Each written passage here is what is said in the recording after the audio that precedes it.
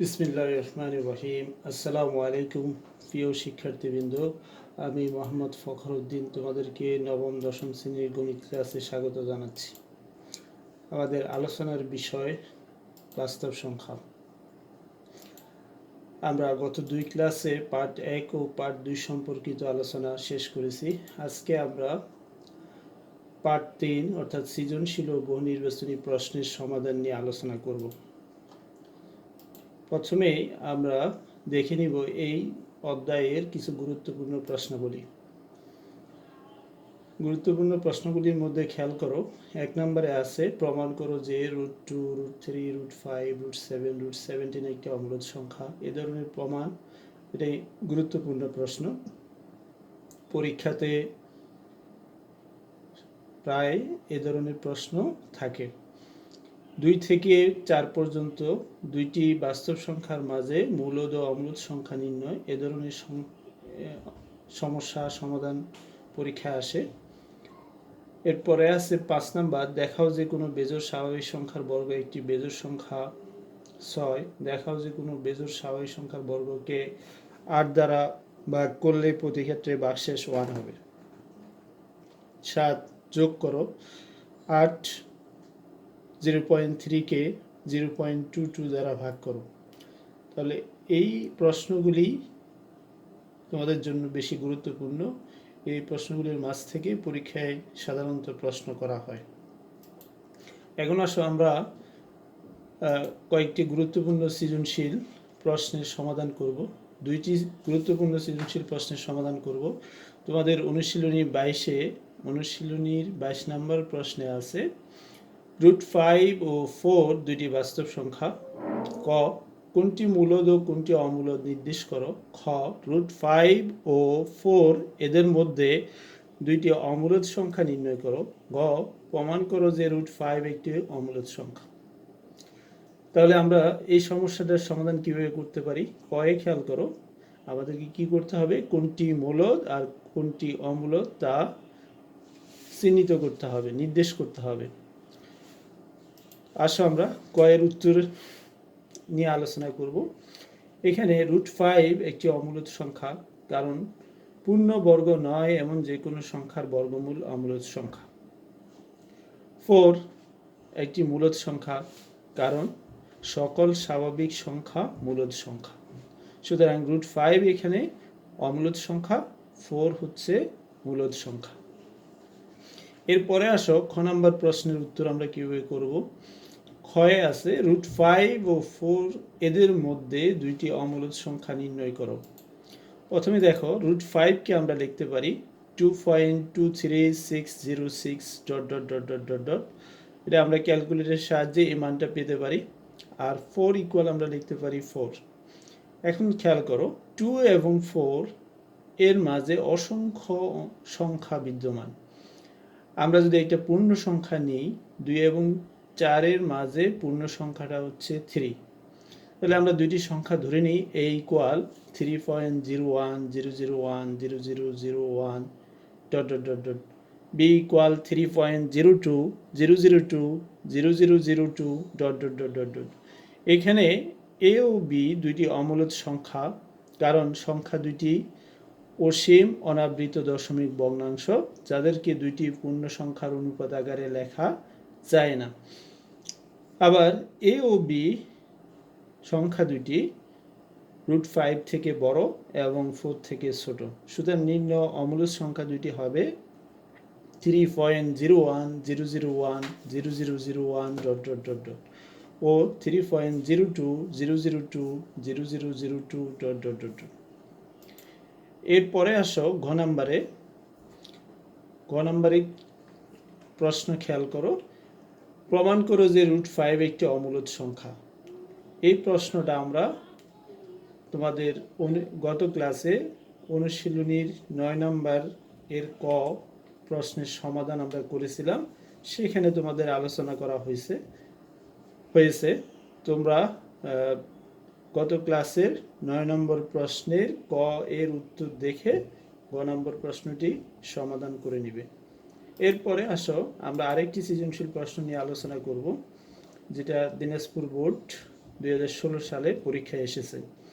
n একটি বেজোড় স্বাভাবিক সংখ্যা হলে n equal to x minus 1, যেখানে x belongs to capital N। এখন আমাদের যে প্রশ্নগুলির উত্তর করতে হবে সেটা হচ্ছে: ক, স্বাভাবিক সংখ্যা কি? খ, দেখাও যে প্রদত্ত সংখ্যার বর্গ একটি বেজোড় সংখ্যা।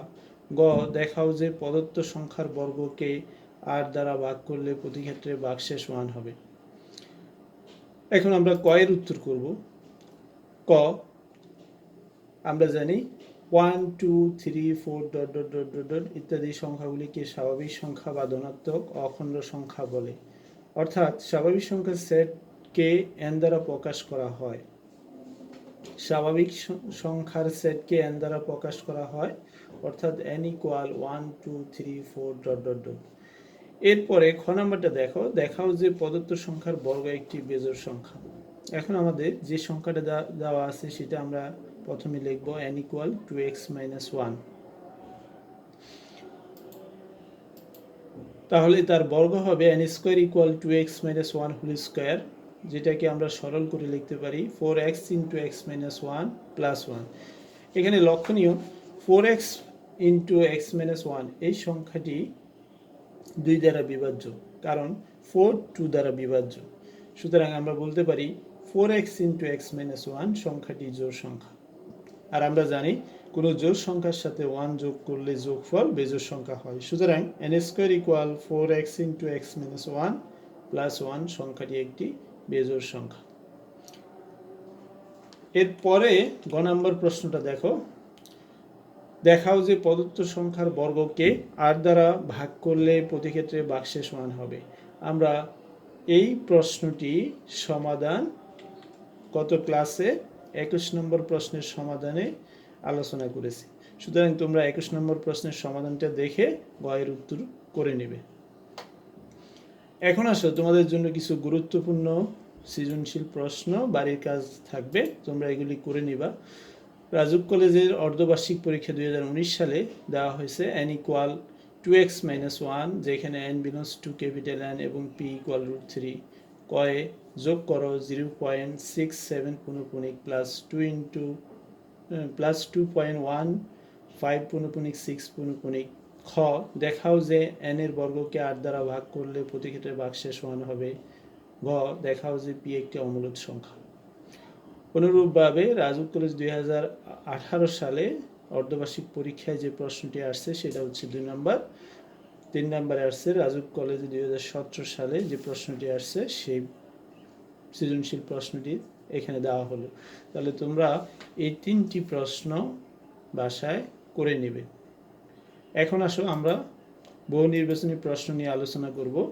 অনুশীলনীর বহু নির্বাচনী প্রশ্নগুলি একটু খেয়াল করো। প্রথমে তোমাদের 1 নম্বর প্রশ্ন, অনুশীলনের 1 নম্বরে আছে নিচের কোনটি অমূলদ সংখ্যা সেটা নির্ণয় করতে হবে। তো এখানে খেয়াল করো 0.3 পূর্ণপূণিক এই সংখ্যাটি একটি আবৃত দশমিক ভগ্নাংশ। আর আমরা জানি সকল আবৃত দশমিক ভগ্নাংশ হচ্ছে মূলদ সংখ্যা। সুতরাং 0.3 পূর্ণপূণিক ইকুয়াল আমরা লিখতে পারি 3/9 এবং এই সংখ্যাটি হচ্ছে মূলদ সংখ্যা। √16/9 এটাকে আমরা লিখতে পারি 16 পূর্ণবর্গ সংখ্যা, 9 পূর্ণবর্গ সংখ্যা। সুতরাং √16/9 ইকুয়াল আমরা লিখতে পারি 4/3। আর আমরা জানি সকল সাধারণ ভগ্নাংশ হচ্ছে মূলদ সংখ্যা। সুতরাং √16/9 সংখ্যাটি মূলদ সংখ্যা। 8 পূর্ণ ঘন সংখ্যা, 27 ঘন সংখ্যা, পূর্ণ ঘন সংখ্যা। সুতরাং তাদের ঘনমূল অর্থাৎ 3√8/27 আমরা লিখতে পারি 2/3, যেটা একটি সাধারণ ভগ্নাংশ। সুতরাং সংখ্যাটি মূলদ সংখ্যা। √3 একটি 3 পূর্ণবর্গ নয় এমন একটি সংখ্যা যার বর্গমূল অমূলদ সংখ্যা। সুতরাং 5/√3 এই সংখ্যাটিকে দুটি পূর্ণ সংখ্যার অনুপাত আকারে প্রকাশ করা যায় না বিধায় সংখ্যাটি অমূলদ সংখ্যা। সুতরাং তোমাদের 1 উত্তর হবে অপশন ঘ, 5/√3।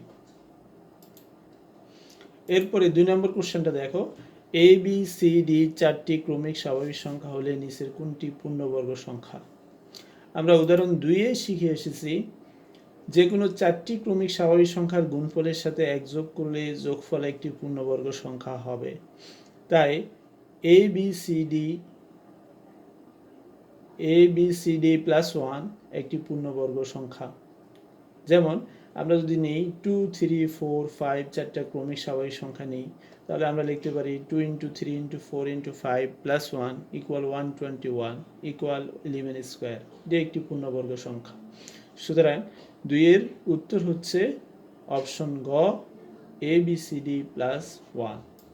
3 নম্বর কোশ্চেনটা দেখো, 1 থেকে 10 পর্যন্ত মৌলিক সংখ্যা কয়টি? তোমরা আগেই শিখে এসেছো, ক্লাস 8-এ অষ্টম শ্রেণীতে তোমরা পড়ে এসেছো যে এক ভিন্ন যে সকল সংখ্যার এক এবং ওই সংখ্যা ছাড়া অন্য কোনো সাধারণ গুণনীয়ক নেই। এক ভিন্ন যে সকল সংখ্যার এক এবং ওই সংখ্যা ছাড়া অন্য কোনো সাধারণ গুণনীয়ক নেই তাকে মৌলিক সংখ্যা বলে। তাহলে 1 থেকে 10 পর্যন্ত মৌলিক সংখ্যা হচ্ছে 4টি, যারা হচ্ছে 2, 3, 5, 7। সুতরাং তোমাদের 3-এর উত্তর হচ্ছে অপশন খ, 4। এখানে আরেকটা বিষয় লক্ষণীয়, ক্ষুদ্রতম মৌলিক সংখ্যা অথবা একমাত্র জোড় মৌলিক সংখ্যা হচ্ছে 2। ক্ষুদ্রতম মৌলিক সংখ্যা অথবা একমাত্র জোড় মৌলিক সংখ্যা হচ্ছে 2। এরপরে আসো 4 নাম্বার, কোনটি সকল পূর্ণ সংখ্যার সেট? আমরা জানি পূর্ণ সংখ্যার সেট z ইকুয়াল ... -3 -2 -1 0 1 2 3 ... অথবা অন্যভাবে যদি আমরা লিখি 0 ± 1 ± 2 ± 3 ... এখানে খেয়াল করো, এই যে সেটটা, এই সেটটার সাথে এই চারটা সেটের মধ্যে মিলে হচ্ছে খ নম্বর, খ অপশন খ ... -2 -1 0 1 2। এই সেটটা এবং এই সেটটা একই সেট। সুতরাং তোমাদের 4-এর উত্তর হচ্ছে অপশন খ। এরপরে আসো 5 নাম্বার, বাস্তব সংখ্যার ক্ষেত্রে বেজোড় সংখ্যার বর্গ একটি বেজোড় সংখ্যা। 2 নাম্বার, দুইটি জোড় সংখ্যার গুণফলের গুণিতক জোড় সংখ্যা। পূর্ণবর্গ নয় এমন সংখ্যার বর্গমূল মূলদ সংখ্যা। নিচের কোনটি সঠিক? এই প্রশ্নটা হচ্ছে বহুপদী সমাপ্তি সূচক প্রশ্ন। এখানে 3টি অপশন দেওয়া থাকে, এই 3টি অপশনের যে কোনো 2টি সঠিক হইতে পারে অথবা 3টিও সঠিক হইতে পারে। তাহলে এখন আমরা দেখি যে এই প্রশ্নের কয়টি সঠিক উত্তর এখানে বিদ্যমান। প্রথমে খেয়াল করো 1 নাম্বার, বেজোড় সংখ্যার বর্গ একটি বেজোড় সংখ্যা। এটা সঠিক, কারণ 1 square equal 1, 3 square equal 9, 5 square equal 25। সুতরাং এরা সকলেই 1, 9, 25 সকলেই বেজোড় সংখ্যা। সুতরাং বেজোড় সংখ্যার বর্গ একটি বেজোড় সংখ্যা। 2 দেখো, দুটি জোড় সংখ্যার গুণফলের গুণিতক জোড় সংখ্যা। কেন? যেমন 2 × 2, আমরা দুইটি জোড় সংখ্যা নিলাম, 2 × 2 ইকুয়াল 4। সুতরাং 4 এর গুণিতক হচ্ছে 4 × 1 ইকুয়াল 4, 4 × 2 ইকুয়াল 8। প্রত্যেকে জোড় সংখ্যা। সুতরাং দুটি জোড় সংখ্যার গুণফলের গুণিতক সবসময় জোড় সংখ্যা হবে। 3 নম্বর খেয়াল করো, পূর্ণবর্গ নয় এমন সংখ্যার বর্গমূল মূলদ সংখ্যা। এটা সঠিক নয়, কারণ আমরা আগে থেকে জানি পূর্ণবর্গ নয় এমন সংখ্যার বর্গমূল অমূলদ সংখ্যা। যেমন √7 একটি অমূলদ সংখ্যা। সুতরাং তোমাদের সঠিক উত্তর হচ্ছে অপশন ক, 1 ও 2। এরপরে আসো আমরা 6 নম্বর কোশ্চেনটা খেয়াল করব। 3টি ক্রমিক স্বাভাবিক সংখ্যার গুণফল সর্বদাই নিচের কোনটি দ্বারা বিভাজ্য? 3টি ক্রমিক স্বাভাবিক সংখ্যার গুণফল সর্বদাই 6 দ্বারা বিভাজ্য হবে। যেমন আমরা যদি নেই 1 2 3, তাহলে 1 × 2 × 3 ইকুয়াল 6, যা 6 দ্বারা বিভাজ্য। আমরা যদি 3টি ক্রমিক স্বাভাবিক সংখ্যা নিই 2 3 4, তাহলে 2 × 3 × 4 ইকুয়াল 24, যা 6 দ্বারা বিভাজ্য। সুতরাং সঠিক উত্তর হচ্ছে অপশন খ, 6।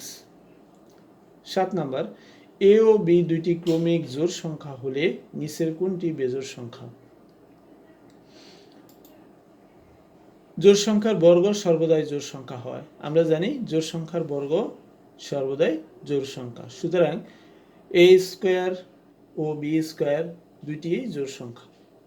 আবার জোড় সংখ্যার সাথে 1 যোগ করলে যোগফল বেজোড় সংখ্যা হয়, তাই a² + 1 এই সংখ্যাটি হবে বেজোড় সংখ্যা। জোড় সংখ্যার সাথে 2 যোগ করলে যোগফল জোড় সংখ্যা হয়, তাই b² + 2 হচ্ছে জোড় সংখ্যা। তাহলে প্রশ্ন হচ্ছে a ও b দুটি ক্রমিক জোড় সংখ্যা হলে নিচের কোনটি বেজোড় সংখ্যা? আমাদের বেজোড় সংখ্যা নির্ণয় করতে হবে। সুতরাং বেজোড় সংখ্যা হচ্ছে এখানে অপশন ঘ, a² + 1। এরপরে আসো 8 নম্বর কোশ্চেন। a ও b দুটি পূর্ণ সংখ্যা হলে a² + b² এর সাথে নিচের কোনটি যোগ করলে যোগফল একটি পূর্ণ বর্গ সংখ্যা হবে? এখন আমরা a² + b² এর সাথে যদি 2ab যোগ করি তাহলে আমরা পাবো a² + b² + 2ab = a + b², যা একটি পূর্ণবর্গ সংখ্যা। সুতরাং সঠিক উত্তর হচ্ছে অপশন ঘ, 2ab। এরপরে আসো আমরা আরো কিছু গুরুত্বপূর্ণ বহুনির্বাচনী প্রশ্নের আলোচনা করব। 1 নম্বর, যীশু খ্রিস্টের জন্মের প্রায় কত বছর পূর্বে সংখ্যাভিত্তিক গণিতের সৃষ্টি হয়? এটা তোমাদের বাস্তব সংখ্যার আলোচনার শুরুতে এই আলোচনাটুকু আছে। সঠিক উত্তর হচ্ছে যীশু খ্রিস্টের জন্মের প্রায় 2000 বছর পূর্বে সংখ্যাভিত্তিক গণিতের সৃষ্টি হয়, অর্থাৎ উত্তর হচ্ছে অপশন ক। 2 নম্বরে দেখো, বাস্তব সংখ্যাকে প্রণালীবদ্ধ করে পূর্ণতা দান করেন কোন দেশের গণিতবিদরা? বাস্তব সংখ্যাকে প্রণালীবদ্ধ করে পূর্ণতা দান করেন ইউরোপীয় গণিতবিদরা। এরপরে আসো 3 নম্বরে, √12 / 75 কোন ধরনের সংখ্যা? এটা দিনাজপুর বোর্ড 2019 সালে আসছে। এখন খেয়াল করো, √12 / 75 কে আমরা লিখতে পারি √4 × 3 / 25 × 3। 4 কে বর্গমূল করলে আমরা পাবো 2, 25 কে বর্গমূল করলে আমরা পাবো 5। তাহলে সংখ্যাটার আকার দাঁড়াবে 2√3 / 5√3 ইকুয়াল আমরা লিখতে পারি 2/5। তার মানে এটা একটা সাধারণ ভগ্নাংশ, আর সকল সাধারণ ভগ্নাংশ হচ্ছে মূলদ সংখ্যা। সুতরাং সঠিক উত্তর হচ্ছে অপশন খ, মূলদ সংখ্যা। তারপরে কোনটি অমূলদ সংখ্যা? যশোর বোর্ড 2019 সালে এসেছে। কোনটি অমূলদ সংখ্যা? এখানে খেয়াল করো, 9 একটি পূর্ণবর্গ সংখ্যা, সুতরাং তার বর্গমূল হচ্ছে স্বাভাবিক সংখ্যা 3, সুতরাং এটি একটি মূলদ সংখ্যা। 7 পূর্ণবর্গ নয় এমন একটি সংখ্যা, সুতরাং তার বর্গমূল হচ্ছে অমূলদ সংখ্যা। গ, 0.5, 0.10 এরা হচ্ছে সসীম দশমিক ভগ্নাংশ, আর আমরা জানি সকল সসীম দশমিক ভগ্নাংশ হচ্ছে মূলদ সংখ্যা। তাহলে আমাদের প্রশ্নটা হচ্ছে কোনটি অমূলদ সংখ্যা? তাহলে সঠিক উত্তর হচ্ছে খ, অপশন খ, √7। এরপরে আসো 5 নাম্বার, নিচের কোনটি মূলদ সংখ্যা? তাহলে এখানে খেয়াল করো, অপশন কয়ে আছে √8, যেটাকে আমরা লিখতে পারি 2√2। এটা একটি অমূলদ সংখ্যা, কারণ পূর্ণবর্গ নয় এমন যে কোনো সংখ্যার বর্গমূল অমূলদ সংখ্যা। যেহেতু 8 পূর্ণবর্গ সংখ্যা নয়, সুতরাং √8 একটি অমূলদ সংখ্যা। 6√32 কে আমরা লিখতে পারি 6√2⁵। এই সংখ্যাটি অমূলদ সংখ্যা, কারণ সংখ্যাটিকে দুইটি পূর্ণ সংখ্যার অনুপাত আকারে প্রকাশ করা যায় না। এখানে খেয়াল করো, যদি আমাদের থাকতো 6√64, তাহলে আমরা লিখতে পারতাম 6√2⁶, তখন আমরা পেতাম 2। সেক্ষেত্রে সংখ্যাটি মূলদ সংখ্যা হতো। কিন্তু এখানে আছে 32, যেটাকে আমরা লিখতে পারি 2⁵, অর্থাৎ এই সংখ্যাটিকে আমরা দুইটি পূর্ণ সংখ্যার অনুপাত আকারে প্রকাশ করতে পারি না, বিধায় এটি অমূলদ সংখ্যা। √27 এটাও অমূলদ সংখ্যা, কারণ 27 হচ্ছে পূর্ণবর্গ নয় এমন একটি সংখ্যা, সুতরাং তার বর্গমূল অমূলদ সংখ্যা। এরপরে দেখো 3√4⁵²। 4 কে আমরা লিখতে পারি 2² তাহলে সংখ্যাটার আকার দাঁড়াবে 3√2³ = 2। আর সকল স্বাভাবিক সংখ্যা হচ্ছে মূলদ সংখ্যা বিধায়, সুতরাং আমাদের সঠিক উত্তর হচ্ছে অপশন গ, 3√4⁵²। এরপরে আসো 6 নম্বরে, নিচের কোনটি মূলদ সংখ্যা? আমরা জানি পূর্ণবর্গ নয় এমন যে কোনো সংখ্যার বর্গমূল অমূলত সংখ্যা, তাই √0.1 এই সংখ্যাটিকে আমরা লিখতে পারি 1/√10। এটা অমূলত সংখ্যা, কারণ এটাকে দুটি সংখ্যার অনুপাত আকারে প্রকাশ করা যায় না। অনুরূপভাবে √2 একটা অমূলত সংখ্যা, √3 অমূলত সংখ্যা, সুতরাং তাদের যোগফল √2 + √3 এটাও অমূলত সংখ্যা। আর আমরা জানি পাই একটা অমূলত সংখ্যা। অপশন গয়ে আছে √0.01, এটা একটি পূর্ণবর্গ সংখ্যা 0.01, সুতরাং তার বর্গমূলকে আমরা লিখতে পারি 0.1। সুতরাং সসীম দশমিক ভগ্নাংশ মূলত সংখ্যা বিধায় আমাদের সঠিক উত্তর হচ্ছে অপশন গ √0.01। এরপরে আসো 7 নম্বরে 0.2.34 এর সামান্য ভগ্নাংশে প্রকাশিত রূপ কোনটি? তাহলে আমরা যদি সাধারণ ভগ্নাংশে প্রকাশ করি 0.2.34 তাহলে এখানে আবৃত দশমিক বিন্দু বাদ দিয়ে অঙ্কগুলি নিয়ে গঠিত পূর্ণ সংখ্যা হচ্ছে 234। আর অনাবৃত অংশের শুধুমাত্র দশমিক বিন্দু বাদ দিয়ে অনাবৃত অংশ নিয়ে গঠিত পূর্ণ সংখ্যা হচ্ছে 0। তাহলে ভগ্নাংশটির লবে আসবে 234 - 0, আর হরে হবে পুনঃপুনিক আবৃত অংশের অঙ্ক সংখ্যা 3টি, তাহলে নিচে আসবে 3টি 9 আসবে। তাহলে আমরা পাবো 234 / 999, যাকে আমরা সরল করে লিখতে পারি 26 / 111। এরপরে আসো ঘ নম্বরে 0.555 এর সামান্য ভগ্নাংশের রূপ কোনটি? তাহলে আমরা যদি সাধারণ ভগ্নাংশে প্রকাশ করি আগের মতো করে আমরা লিখতে পারি, লবে হবে দশমিক বিন্দু যদি আমরা বাদ দিই প্রাপ্ত পূর্ণ সংখ্যা 555। আবার যদি আমরা দশমিক বাদ দিয়ে অনাবৃত অংশ নিই তাহলে আমরা পাবো 55। তাহলে লবে হবে 555 - 55, হরে হবে আবৃত অংশের অঙ্ক সংখ্যা 1টি, তাহলে হরে 1টি 9 বসাবো। দশমিকের পরে অনাবৃত অংশের অঙ্ক সংখ্যা 2টি, তাহলে আমরা 2টা 0 বসাবো। সুতরাং প্রাপ্ত ফলাফল হবে 500 / 900 = 5/9। সুতরাং আমাদের সঠিক উত্তর হচ্ছে অপশন ক 5/9। এরপরে 9 নম্বরটা দেখো 3.2 এর সাধারণ ভগ্নাংশ নিচের কোনটি? এখন আমরা যদি আগের মতো করে 3.2 সাধারণ ভগ্নাংশে প্রকাশ করি আমরা লিখতে পারি 3 + 0.2 = 3 + 2/9 = আমরা লিখতে পারি 3 হোল 2/9। তাহলে সঠিক উত্তর হচ্ছে অপশন খ 3 হোল 2/9। এরপরে আসো 10 নম্বরে x = 0.4 এবং y = 0.8 হলে 1 নম্বরে আছে x + y = 1.3, 2 এ আছে xy = 32 / 81, 3 এ আছে x / y = 0.5। নিচের কোনটি সঠিক? এই প্রশ্নটি কুমিল্লা বোর্ড 2019 সালে এসেছে। এখন দেখো আমরা এটার সমাধান যদি করি, 1 নম্বরের সমাধান x + y সমান আমরা পাবো 0.4 + 0.8 = 4/9 + 8/9, যেটাকে আমরা লিখতে পারি 12/9। যদি আমরা সামান্য ভগ্নাংশে প্রকাশ করি সেটা হবে 4/3, যেটাকে আবৃত ভগ্নাংশে প্রকাশ করলে আমরা পাবো 1.3। তাহলে 1 নম্বর অপশনটি সঠিক, 1-এ যেটা আছে সেটা সঠিক। 2 এ আছে xy = 32 / 81, তাহলে আমরা এখান থেকে পাবো xy = 0.4 × 0.8 আমরা লিখতে পারি 4/9 × 8/9 হচ্ছে 32 / 81।